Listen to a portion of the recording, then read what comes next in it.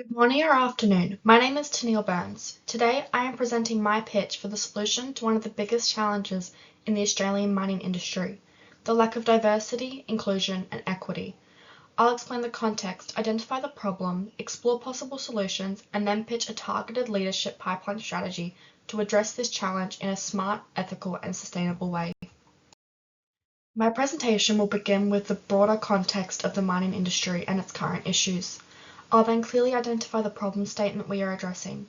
Next, I will outline 3 possible solutions before narrowing down the most effective solution, which I will pitch to you in detail. Finally, I'll conclude with a recap of why this solution is the most impactful for the future sustainability of the mining industry.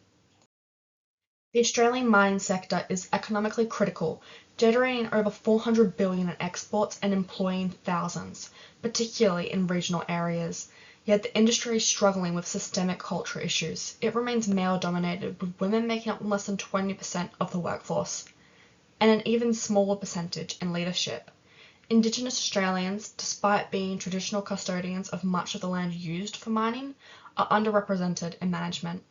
High-profile inquiries such as the 2022 Western Australia Inquiry into FIFO mining harassment have highlighted the industry's reputational and legal vulnerabilities. Without change, the industry risks damaging its workforce, sustainability, community trust, and global competitiveness. The current state of the industry is deeply flawed.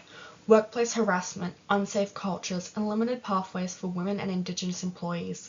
The gap is clear: underrepresentation at senior levels coupled with hostile environments that discourage retaliation. The desired future state is an inclusive, innovative, and safe workforce where leadership reflects the diversity of Australia as a whole. Without this transition, the mining industry will face rising turnover costs, lost innovation, reputational damage, and reduced sustainability in the global market.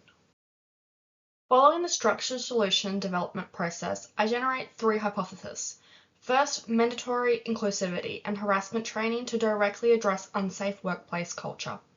Secondly, leadership pipeline programs to identify, mentor, and advance women and Indigenous employees.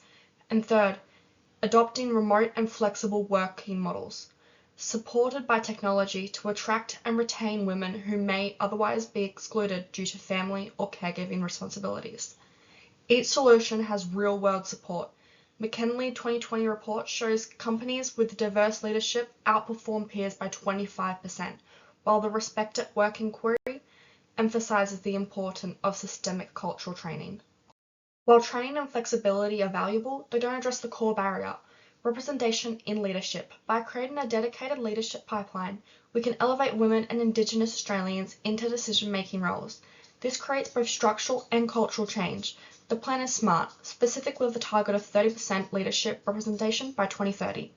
Measurable through annual WAGA audits.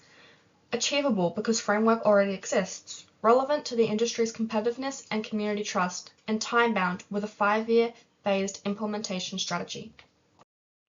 This solution works because it transforms structures rather than just symptoms. By increasing representation, companies gain stronger innovation, lower turnover costs, and safer workplace cultures. It builds trust with Indigenous communities and meets legal requirements under gender equality and anti-discrimination laws. It's also sustainable, inclusive, ensures a long-term, stable workforce while strengthening the mining industry's representation and license to operate in sensitive regions. In short, it's the difference between managing diversity and embedding it into the DNA of the industry. In summary, the Australian mining industry is facing an urgent challenge: systemic inclusion of women and Indigenous Australians. Through structured problem solving, I evaluated 3 solutions. The most effective, ethical, and sustainable is a leadership pipeline for women and Indigenous staff. The solution is smart, measurable, and directly addresses the core gap in leadership representation. With this strategy, the industry can move from exclusion and risk towards innovation, safety, and long-term sustainability. All research presented is supported by credible and reliable sources, including government reports, industry councils, and respected global consultants. Together, they validate the urgency of the issue and the feasibility of the proposed solution. Listed below is all references used in this presentation. Thank you.